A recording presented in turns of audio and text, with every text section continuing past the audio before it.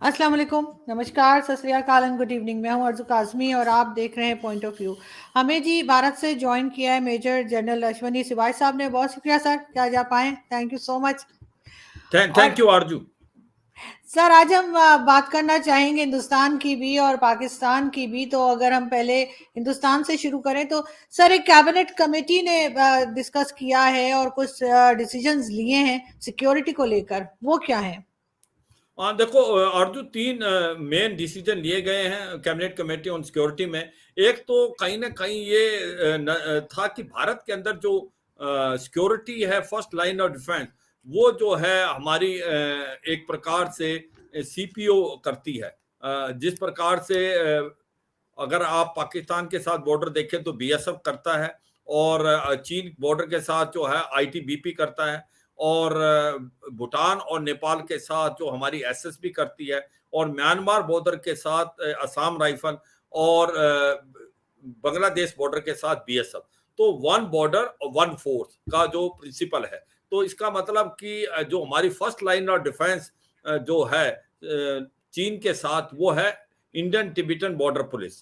तो वो आगे होती है और आर्मी बाय एंड लार्ज पीछे होती है। मगर अभी सिचुएशन थोड़ी सी अलग है, आर्मी भी डिप्लॉयड है काफी जगह। मगर ये नजर आया कि जो हमारी फोर्स है आईटीबीपी, उसकी अभी 56 बटालियन थी। तो स्पेशली अरुणाचल प्रदेश में ये ध्यान दिया कि वहां पर पोस्टों के बीच में गैप ज्यादा है, और उससे इन्फिल्ट्रेशन होने का या इस्लामी स्लाइसिंग का ज्यादा चांस है।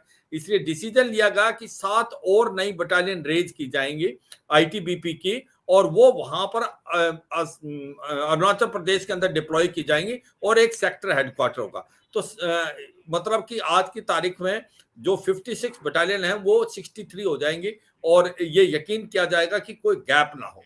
ऐसे दूसरा इसका रीजन ये भी है कि अभी जो इंफ्रास्ट्रक्चर बना रहा है चीन बहुत जोरों से, इसमें कोई शक नहीं। चीन हमारे से 30 से 40 साल आगे था। उसने सड़कें भी बनाई हैं, उसने ब्रिजेस भी बनाए हैं, और उसने अब जो है नया रेलवे लाइन बना रहा है वेस्टर्न हाईवे के बिल्कुल पैरेलल, जो कि सिंगजांग से लासा जाएगा। उसने कम से कम 2,500 से 3,000 गांव बना लिए हैं, जो कि लाइन ऑफ एक्शन कंट्रोल के नजदीक है। वो गांव नहीं, बट वो डिफेंडेड लोकेलिटी है लड़ाई के दौरान में। उसने अपने सबसे बिगेस्ट लॉजिस्टिक सप्लाई डिपो बना लिया तिब्बत ऑटोनमस रीजन में। मगर इसको देखते हुए भारत भी बहुत ज्यादा इंप्रूवमेंट कर रहा है। तो ये भारत ने जिस प्रकार से एक तो 7 बटालियन हमने रेज की हैं, जो कैबिनेट कमेटी सिक्योरिटी ने दिया। हम इंफ्रास्ट्रक्चर बहुत अच्छा बना रहे हैं, सड़कें बना ली हैं, रोड बना लिए, टनल बना लिए, ब्रिजेस बनाए हैं, लॉजिस्टिक सप्लाई डिपो हम आगे लेके हैं, हमारी एयरफील्ड बहुत अच्छी बन गई है। ऐसे में जो डिसीजन हमने एक तो ये लिया कि भाई 7 बटालियन, दूसरा हमने लिया एक वाइब्रेंट विलेज का। जिस प्रकार से चीन अपने गांव बना रहा है, हमने ये देखा over a period of time कि हमारी जो पॉपुलेशन है बॉर्डर एरिया पे है, क्योंकि हमारा इंफ्रास्ट्रक्चर ज्यादा डेवलप नहीं था, तो वो लोग वहां से पीछे आ गए हैं, और इसलिए गैप भी हो गया। तो अब सोच विचार किया गया है कि हम ये वाइब्रेंट विलेज बॉर्डर पे बनाएंगे जो थे पहले, और जो लोग पीछे आ गए उनको वापस ले जाएंगे, उनको डेवलपमेंट करेंगे, उनको एम्प्लॉयमेंट देंगे, उनके लिए हम कम्युनिकेशन इंफ्रास्ट्रक्चर बनाएंगे, और जो बाकी सहूलियत है वो देंगे। और ये इससे हमें फायदा क्या होगा? फायदा नंबर एक तो यह होगा कि ये लोग जो हैं ये देशभक्ति से जुनून है, तो ये जब होंगे वहां पर, तो कोई भी अगर ऐसा कोई एक्शन चीन करता तो ये इमीडिएटली आईटीबीपी या फौज को बता सकते हैं। दूसरा, कोई इन्फिल्ट्रेशन होने के चांसेस बड़े कम है।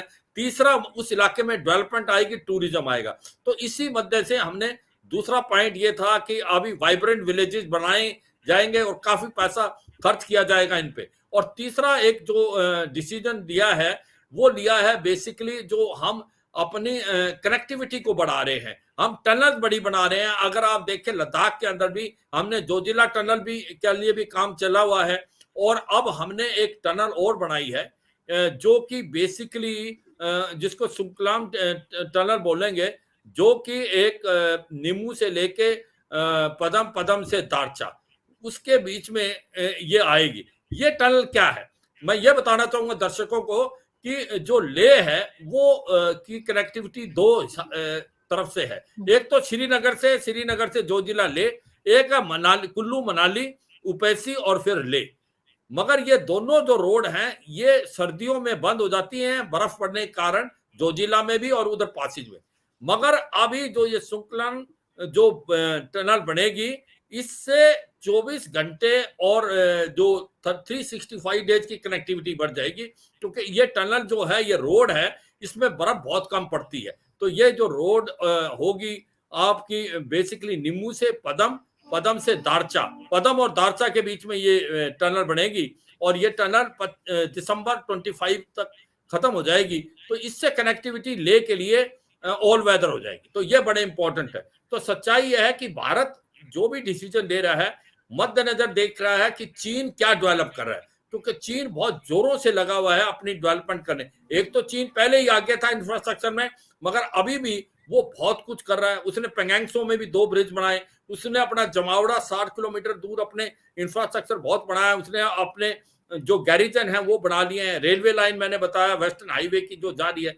मगर भारत भी अब उसको फास्ट कैचअप कर रहा है, इसलिए भारत ये सारी कार्रवाई कर रहा है। आरजू बिल्कुल सही। लेकिन सर आप कहीं ऐसा देखते हैं कि जिस तरह से चाइना भी जो है वो सारा पैसा डिफेंस पे लगा रहा है, बल्कि काफी पैसा लगा रहा है, इसी तरह से भारत भी कर रहा है। क्या कहीं ऐसी पॉसिबिलिटी है कि दोनों कंट्रीज में बात हो जाए, डायलॉग हो जाए और ये खतरा ना रहे, दोनों को एक दूसरे से किसी किस्म का खतरा ना रहे और वही पैसा जो है वो लोगों पे ऊपर लगाया जाए?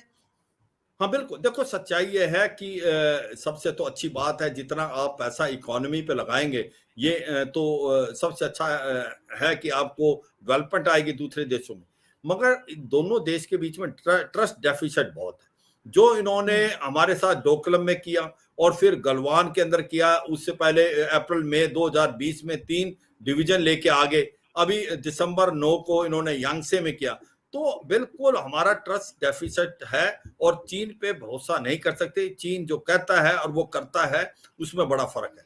अगर मैं ये बताऊं अपने व्यूअर्स को कि चीन का बॉर्डर जो है लैंड के साथ, जो उसका बॉर्डर है वो 14 देशों से है। उसने 12 देशों के साथ समझौता कर लिया है।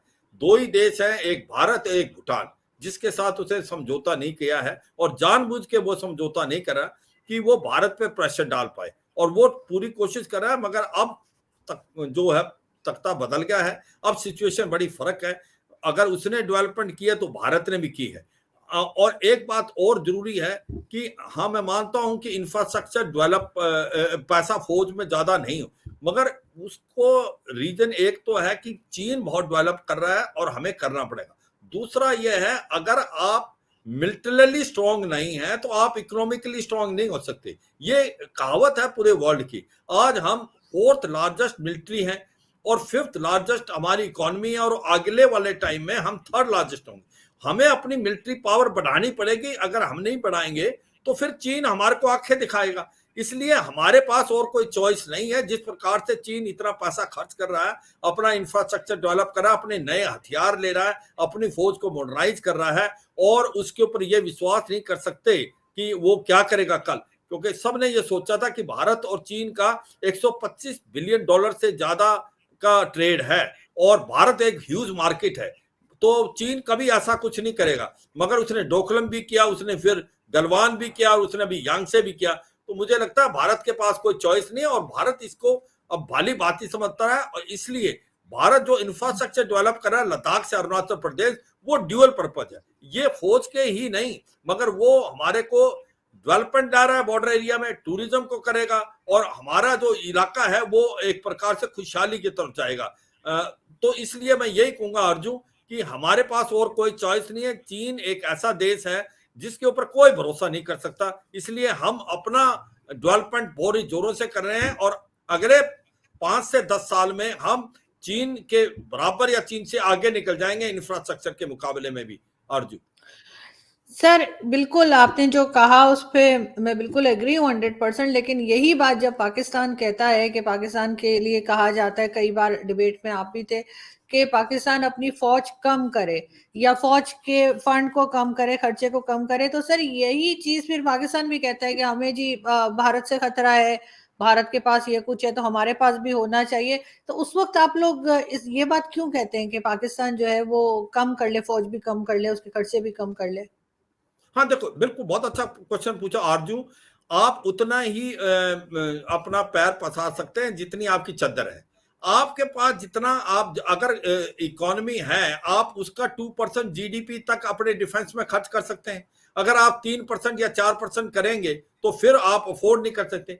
भारत तो कंसिस्टेंटली 2% से कम, अभी भी हमारा जो डिफेंस बजट है 1.84 है जीडीपी का, और पाकिस्तान का जो है करीब करीब 3% है जीडीपी का, और चीन का जो है ऑलमोस्ट अबाउट 3.75 है। तो आप जितना आप इकोनॉमिकली स्ट्रांग है उतना ही तो पैसा खर्च कर सकते हैं। मैं बार बार ये कहता हूं अर्जुन, ये कि पाकिस्तान जो है ओवर मिलिटराइज है, और उसकी वजह है कि अगर आप देखें पाकिस्तान का जो साइज है वो भारत से 1/7 है, पाकिस्तान की जो पॉपुलेशन 1/8 है, पाकिस्तान की इकोनॉमी 158 है, और पाकिस्तान की आर्मी 80% है भारत से। एक छोटे देश के पास इतनी बड़ी आर्मी है तो फिर वो अफोर्ड कैसे करेगा? उसको इतना पैसा चाहिए उसको लगाने के लिए। होता क्या है, वो जो पैसा इकोनॉमी पे खत्म होना चाहिए वो पाकिस्तान की डिफेंस फोर्सेज लेती है। अब डिफेंस फोर्सेज को पैसा चाहिए, उसको वजूद अपना बनाना है, वो एंटी इंडिया सेंटीमेंट रखती है कि एक प्रकार से आप इंडिया के साथ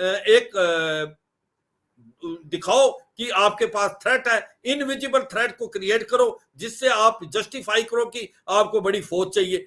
तो मेरा मतलब यह है पाकिस्तान को खुद समझना पड़ेगा कि अगर आप अपने रिलेशन खराब करते हैं इंडिया से। दूसरी बात है कि 4 युद्ध हुए हैं, कोई युद्ध भारत ने तो स्टार्ट नहीं किया, ये तो सारे पाकिस्तान ने किए हैं, चाहे वो 1947 48 का, 65 का, 71 का या कारगिल का। तो सच्चाई यह है कि पाकिस्तान एक छोटा देश होने के बावजूद एक बड़ी आर्मी ले रहा है। उस आर्मी के लिए पैसा चाहिए और उसको रहने के लिए वजूद चाहिए। तो पाकिस्तान की जो डीप स्टेट है, आईएसआर और पाकिस्तान की आर्मी, उसने एक इनविजिबल थ्रेट पैदा कर रखी है कि भाई अगर पाकिस्तान में बड़ी फौज नहीं हुई तो भारत की फौज खा जाएगी। ऐसा बिल्कुल नहीं है, और ये समझना चाहिए। और मुझे लगता है आने वाले समय में पाकिस्तान के पास कोई और चॉइस नहीं है, उनको डिफेंस में बजट कम करना पड़ेगा, नहीं तो फिर फाइनेंशियली वो अफोर्ड करी, कोई देश नहीं अफोर्ड कर सकता। अगर जो देश 2.2% से ज्यादा जीडीपी के ऊपर डिफेंस पे खर्च करेगा वो अफोर्ड ही नहीं कर सकता। इसलिए मुझे लगता देर आए दुरुस्त आए, अगर पाकिस्तान अभी भी नहीं मानता तो आईएमएफ लोन नहीं देगा। और पाकिस्तान की आर्मी को यह समझना पड़ेगा कि आप बहुत लार्ज आर्मी है। अब देखिए भारत की तरफ, आप कह रहे थे कि भारत अभी भी अपनी जितनी फौज है उसको कम कर रहा है, 1.5 से 2 लाख हम और कम कर रहे हैं। हमें महसूस है कि बड़ी फौज अफोर्ड नहीं कर सकते, आप मॉडर्नाइज करें, आप लीन और मीन करें, आप कम करें। हम अग्निवीर लेके आए हैं जो नई स्कीम, जो 4 साल के बाद हम 25% रिटेन करेंगे। तो मुझे लगता है कि ये आवाज तो अंदर से आएगी अभी पाकिस्तान से, डेमोक्रेसी से, कि भाई आप इतना पैसा खर्च हो रहा है। दूसरा एक मेरे को सबसे इंपॉर्टेंट चीज है कि चाहे भारत की आर्मी हो या पाकिस्तान की आर्मी को काम है आपके एक्सटर्नल एग्रेशन के अगेंस्ट। आप एक्सटर्नल एग्रेशन में ही क्या ध्यान दें, ना कि इंटरनल थ्रेट। उसके लिए पुलिस है और आपकी पैरामिलिट्री फोर्स है। आप बिजनेस में और आप अगर पॉलिटिक्स में आते हैं तो आप पूरे देश का बेड़ा गर्क कर देंगे। और यही एक फर्क हुआ है कि भारत में डेमोक्रेसी पलती रही है, फौज पॉलिटिकल है, और विडंबना है पाकिस्तान की, वो एक के बाद एक कू होते रहे और आधे टाइम में पाकिस्तान ने की फौज ने गमन किया। और दूसरी इंपॉर्टेंट चीज है पाकिस्तान का जो बिजनेस के अंदर हाथ है, पाकिस्तान की आर्मी का जो फौजी फाउंडेशन है उसका जो बजट है वो $64 बिलियन है। और वो कोलगेट से लेके सीमेंट, रियल स्टेट से लेके बैंक, एक पैरेलल गवर्नमेंट चला रहे हैं और वो दूसरों को आने नहीं देते। अगर फौज बिजनेस करेगी तो फिर वो देश का तो बहुत नुकसान होगा। और यही फर्क मुझे लगता है भारत का और पाकिस्तान की फौज का, कि पाकिस्तान की फौज बिल्कुल मिल गई है। और अब सभी ये कहते हैं कि भी हर देश के पास आर्मी है, पर पाकिस्तान में आर्मी के पास देश है। और पाकिस्तान में असली पावर जो है वो इस्लामाबाद से नहीं, वो रावलपिंडी में। जब तक पाकिस्तान इसको नहीं बदलेगा नुकसान पाकिस्तान का होगा और किसी का नहीं। क्योंकि जब 60s तक पाकिस्तान का जीडीपी भारत से अच्छा था, क्योंकि पाकिस्तान के पास एग्रीकल्चर लैंड बहुत अच्छा है।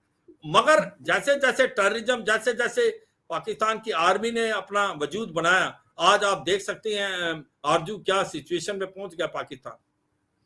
बिल्कुल, आप सही कह रहे हैं सर, लेकिन ये बड़ा मुश्किल काम है जो आप कह रहे हैं कि इनको जो है वो पॉलिटिक्स से और बाकी चीज़ों से अलग रखा जाए।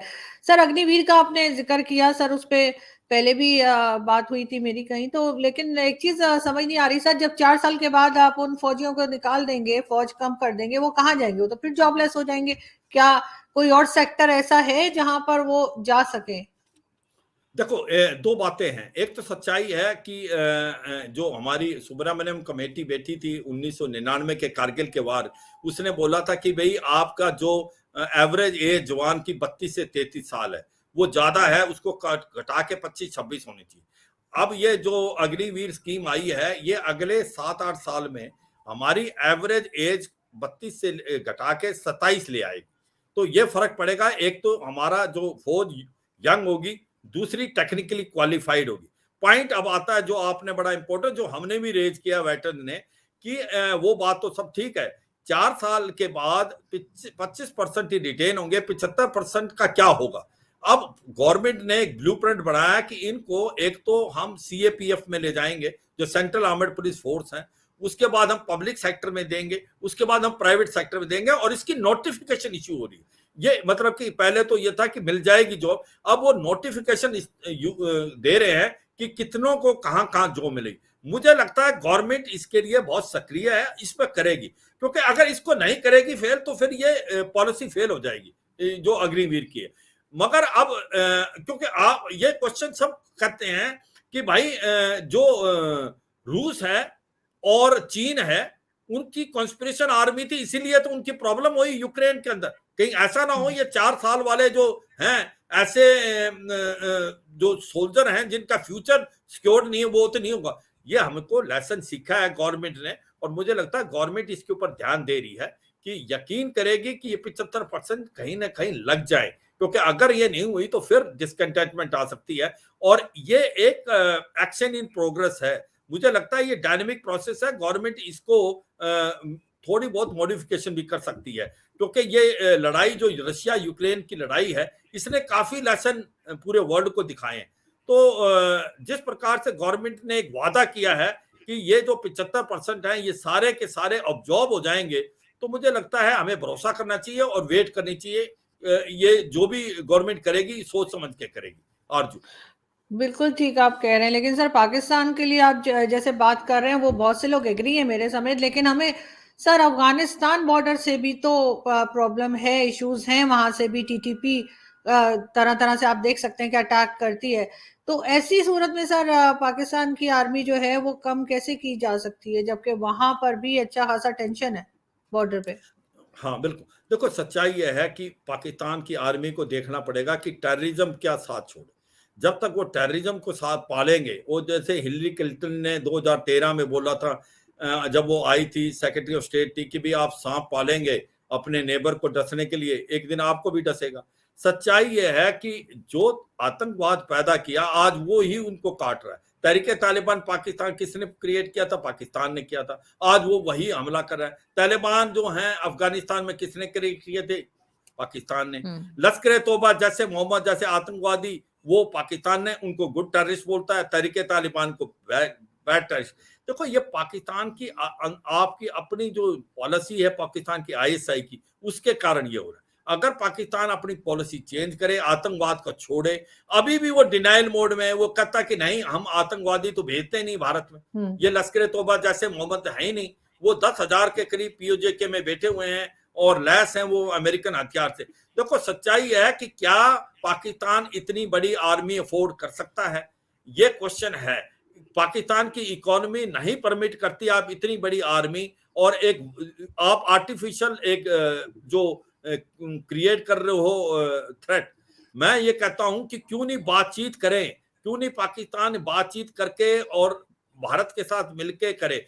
भारत और पाकिस्तान का अगर ट्रेड होता तो पाकिस्तान को तो बहुत फायदा होना था, भारत को भी होना था, पर पाकिस्तान को ज्यादा, क्योंकि इतना नजदीक है, सारी चीजें आपस में होती। इसी प्रकार पाकिस्तान अफगानिस्तान से क्यों नहीं बात कर सकता? वहां तो आपने ही तो आजादी दिलाने का तालिबान को मदद की थी। मेरा मतलब कहीं ना कहीं प्रॉब्लम है पॉलिसी में, कहीं ना कहीं है प्रॉब्लम कि आपके एटीट्यूड में पाकिस्तान की आर्मी के। पर यह कोई वजह नहीं है कि आप इतनी बड़ी फौज रखें। आने वाले टाइम में और कोई चॉइस ही नहीं है। क्या पाकिस्तान विदाउट आईएमएफ लोन काम कर पाएगा? मुझे नहीं लगता। क्या आईएमएफ लोन देगा जब तक आप रीस्ट्रक्चर नहीं करेंगे?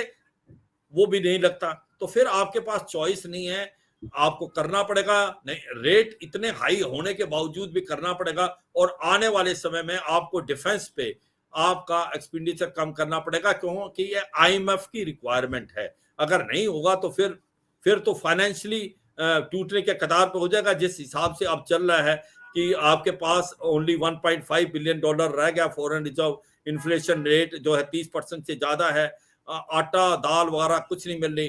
खैबर पख्तूनख्वा और बलूचिस्तान में आटा अवेलेबल नहीं है, बाकी जगह अवेलेबल है। 200 रुपए केजी है, जो पाकिस्तान रुपी है वो 300 करीब है डॉलर के। और इसी प्रकार एक्सपोर्ट जो हैं वो बिल्कुल कम हो गए, टेक्सटाइल इंडस्ट्री बंद हो गई है, इन्वेस्टमेंट आ नहीं रहे, इंपोर्ट बढ़ते जा रहे हैं। सबसे बड़ा चिंता का विषय है पाकिस्तान में गरीब और अमीर के बीच में गैप बढ़ता जा रहा है। वो बड़े दुख की बात है। जो पॉपुलेशन है मार खा रही, वो खा रहे हैं मिडिल क्लास और जो लोग गरीब हैं। अब सबसे विडंबना है, पिछले साल भी पाकिस्तान की इकोनॉमी ने अच्छा नहीं किया, फिर भी 30% जो है इनकी लग्जरी कार ज्यादा इंपोर्ट हुई। इसका मतलब अमीर अमीर होते जा रहे हैं, गरीब गरीब होते जा रहे हैं। मैं ये नहीं कहता कि वो भारत में नहीं हो रहा, ये भारत में भी हो रहा होगा, पर भारत की इकोनॉमी इतनी बढ़ गई है कि अब वो सबको फायदा हो रहा है। और भारत में जो डेवलपमेंट है, मुझे लगता है एक दूसरे से सीखना चाहिए, पाकिस्तान को भारत से सीखना चाहिए। भारत ने किस तरीके से 91 में हमारी हालात बहुत खराब थी, हम वहां से निकल के कैसे गए। तो मुझे लगता है कि आईएमएफ लोन तभी देगा जब तक आप रीस्ट्रक्चर करेंगे, कुछ एक वादे करेंगे, उनको कुछ लिख के देंगे, और आने वाले समय में आपको डिफेंस एक्सपेंडिचर कम करना ही पड़ेगा, नहीं तो फिर बड़ा मुश्किल हो जाएगा। और जिस हालात में पाकिस्तान जा रहा है तो उसको फिर बचाना बड़ा मुश्किल हो जाएगा। आरजू, बिल्कुल आप सही कह रहे हैं सर। जो पॉलिसी मेकर्स हैं, जिनके हाथ में पावर है, उनको जो है ये सब कुछ बातें जो हैं, जो आपने की हैं और हम लोग अक्सर करते हैं, उसके ऊपर जरूर सुनना होगा और काम भी करना होगा। बहुत शुक्रिया सर कि आपने आज ज्वाइन किया। Thank you. Thank you Aarzoo, thank you. Thank you.